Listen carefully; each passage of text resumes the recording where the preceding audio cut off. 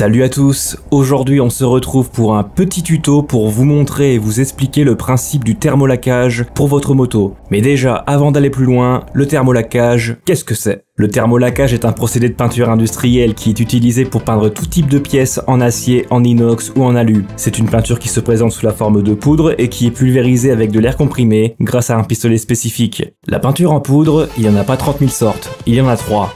Vous avez la peinture époxy, la peinture polyester et la peinture époxy-polyester. La peinture époxy est hyper résistante au choc, à l'abrasion et aux rayures. Par contre, elle ne tient pas les UV, donc si elle reste au soleil, elle finit par s'écailler. La peinture polyester est un peu moins résistante, par contre, elle tient très bien les UV, donc c'est une peinture extérieure qui ne bougera pas, même en plein soleil. Et pour finir, la peinture époxy-polyester qui, elle, cumule les avantages des deux peintures que je viens de décrire. Pour exemple, cette borne McDo, c'est de l'époxy-polyester. Bref, tout ça c'est bien joli, mais ramener un procédé industriel à la maison, c'est forcément compliqué. Eh bien non, détrompez-vous, ce n'est pas si compliqué que ça. Mais d'abord, on va regarder les pièces que j'ai déjà thermolaquées sur ma moto. Parce que si je fais une vidéo, c'est que j'ai déjà bien testé avant. Donc dans une liste non exhaustive, on va retrouver la béquille centrale, une partie de mon silencieux, les platines arrière, les platines avant aussi que je montre pas, le support du silencieux, ensuite on a le support de valise, le porte-bagages, dans le passage de roue on retrouve l'équilibreur des valises, sur le côté gauche on retrouve l'étrier de frein, le support de mon lèche-roue, je ne montre pas mais la béquille latérale également, et ensuite à l'avant l'étringle de pare-main, les renforts en alu, et plein d'autres pièces que j'ai oubliées également. Et voilà, après cette longue liste de pièces thermolaquées, on va pouvoir attaquer les deux derniers éléments qui me restent à faire sur la moto. Donc deux éléments que j'ai gardés volontairement sous le coude pour filmer et faire cette vidéo justement. Donc on a l'anneau de la trappe à carburant qui est gris et à l'avant les deux montants qui sont gris aussi. À savoir que le but était de supprimer le gris de la moto pour avoir une moto complètement noire et blanche. Donc les platines étaient grises, le porte-bagages était gris et donc voilà, supprimer le gris de la moto pour avoir une moto complètement noire et blanche. Allez, trêve de bavardage, là il y a du démontage à faire donc on va s'agacer un petit peu.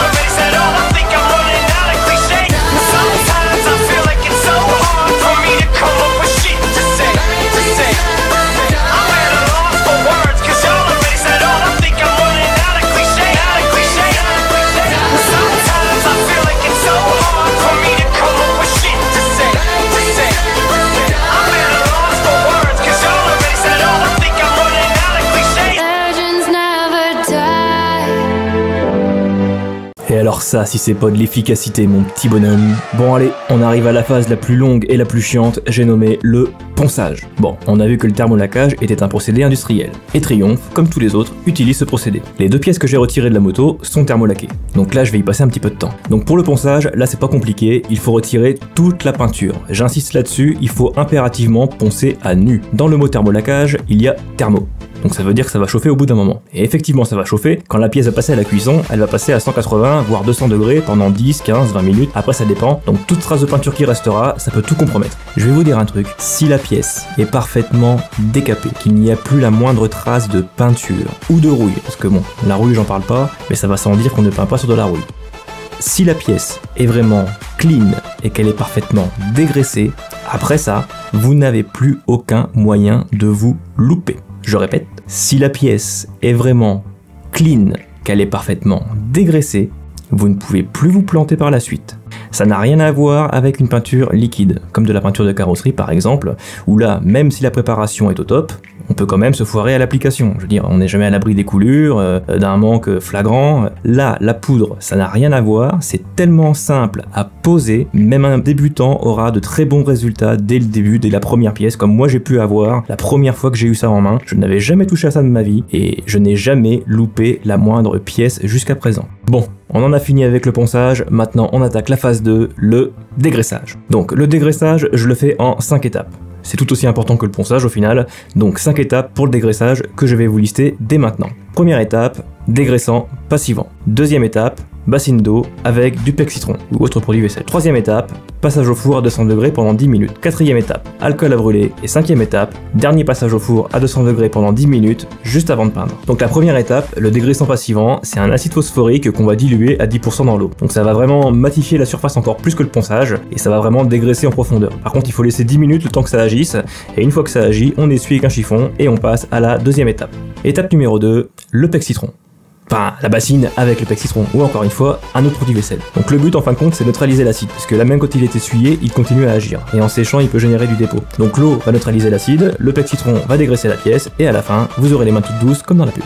L'étape numéro 3, passage au four à 200 degrés pendant 10 minutes. Bon bah là en fait c'est juste pour sécher la pièce, après l'étape numéro 2, hein, rien de plus compliqué. Donc avant d'arriver à l'étape numéro 4, c'est maintenant qu'on va fabriquer les crochets pour suspendre les pièces dans le four, et aussi pour pouvoir les tenir pendant qu'on les peint. Donc j'aime bien utiliser du fil électrique rigide, donc en 1,5 pour les petites pièces et du 2,5 pour les grosses pièces, et en plus le cuivre étant conducteur, on va voir que ça peut aider pour l'application de la peinture. Et c'est aussi maintenant que l'on va masquer les zones à ne pas peindre. Bon moi dans mon cas, sur les montants j'ai 2 filetages, mais pas de souci puisqu'il y aura des vis à l'intérieur, je vais m'en servir pour accrocher les pièces. Pour les autres trous, ils sont beaucoup plus grands que les vis, donc à l'heure actuelle je peux recouvrir sans crainte, les vis y rentreront même après être couverts de peinture. Si par contre vous avez des pièces avec des perçages vraiment précis et la bonne cote, il faut impérativement les masquer puisque la peinture en poudre c'est hyper épais et ça change les cotes sévèrement. Si jamais un filetage est recouvert de peinture, c'est un coup de tarot obligatoire, la vis n'y rentrera plus jamais sinon. Sinon pour les zones plus grandes, vous avez du scotch haute température comme ça, ou sinon il existe des pièces pour obstruer les trous prévues pour le thermolacage, ça ressemble à ça et ça se vend aussi sur Amazon. Étape numéro 4, l'alcool à brûler. Bon bah là c'est juste pour retirer les éventuelles traces de doigts que vous auriez pu faire en mettant les crochets et en masquant les zones à ne pas peindre. Et pour finir, l'étape 5, le passage au four à 200 degrés pendant 10 minutes, ça va faire évaporer l'alcool à brûler, ça va éliminer les derniers résidus juste avant de peindre, et justement en parlant de peinture, on est parti, on passe à la peinture. Oula, que fais-tu là petite Total Quartz Racing 10W50 ? Dédicace à Arnaud. Donc voici le kit que j'utilise, il vient du site electrostaticmagic.com. Je vous ai parlé en début de vidéo des pistolets avec électrode ou sans électrode et qu'on allait y revenir. Et bah justement, on y revient. Sur les pistolets avec électrode, vous avez une électrode. Normalement, jusque là, tout va bien. L'électrode est alimentée en très haute tension, donc la poudre quand elle passe à proximité se charge positivement. La pièce qui est en face, elle, est à la masse. Donc forcément, vous doutez bien que la poudre, une fois chargée positivement, va chercher à rejoindre le moins, donc du coup, elle va venir adhérer à la pièce qui est en face. Sur mon pistolet, il n'y a pas d'électrode. En fait, c'est juste la friction de l'air et de la poudre sur les parois du canon en plastique qui vont faire que la poudre va se charger en électricité statique et adhérer à la pièce qui est en face. Donc là, pour le coup, ça rend vraiment le système accessible. Il n'y a pas de boîtier, il n'y a pas de bouton, il n'y a pas de pédale. Vous mettez la poudre dans le réservoir, vous branchez l'air et vous envoyez. On passe à la poudre. Bon bah j'ai mon petit stock, hein. Je me suis fait mon petit stock avec le temps. J'ai du noir, j'ai du blanc, j'ai du gris, j'ai du couleur or. Par contre, j'utilise que de la peinture polyester. Pourquoi la polyester? Puisque c'est la peinture qui est utilisée dans l'automobile et dans les motos. On a vu en début de vidéo le reste des peintures, donc l'époxy qui ne tient pas les UV, donc c'est mort. Et l'époxy polyester, c'est plutôt réservé à tout ce qui est mobilier urbain, enfin tout ce qui est métallique et qui va rester dehors exposé H24. Pour la couleur, je prends un noir satiné, le même noir satiné que j'ai utilisé pour mes platines et pour mon porte-bagages, de manière à ce que les couleurs soient identiques. J'ai aussi du texturé, bon là je vais pas m'en servir, mais le texturé ça rend bien. Et avant de poser la peinture noire, je pose un après. Et maintenant, petite séquence illustrative, les images parlent pour moi. Et ça tombe bien parce que j'ai plus de salive.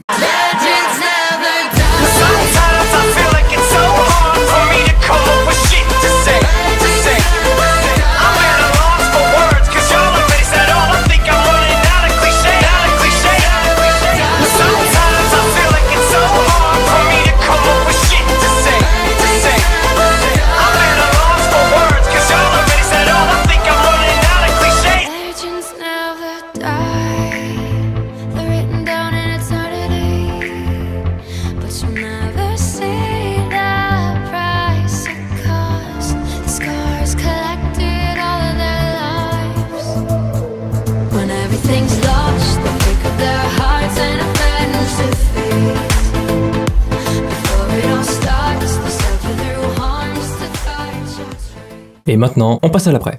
Donc ce n'est pas une obligation, mais si vous voulez éviter le conflit interconjugal et ne pas passer la nuit dehors, je vous conseille de brancher un aspirateur pas très loin de la zone. Tout à l'heure j'ai évoqué le côté conducteur du cuivre pour les crochets et que ça pouvait servir. Effectivement, lorsque l'on peint sans gants, j'ai l'impression que la poudre se dépose plus facilement. Je ne dis pas que ça marche pas avec des gants, j'ai déjà essayé, mais j'ai l'impression que juste plus de poudre avec des gants que sans gants. Bon, l'inconvénient c'est qu'on a les mains sales, mais la poudre n'est pas nocive, donc rassurez-vous.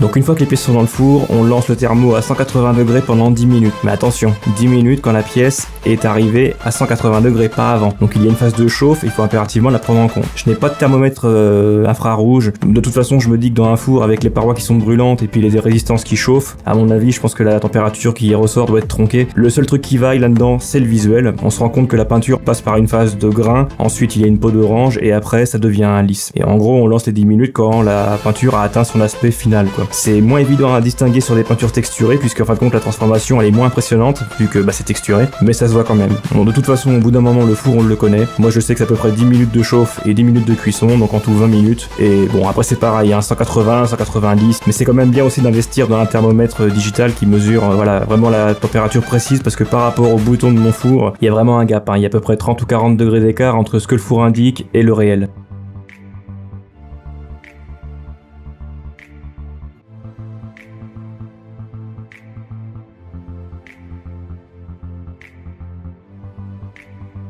Et maintenant, on passe à la teinte.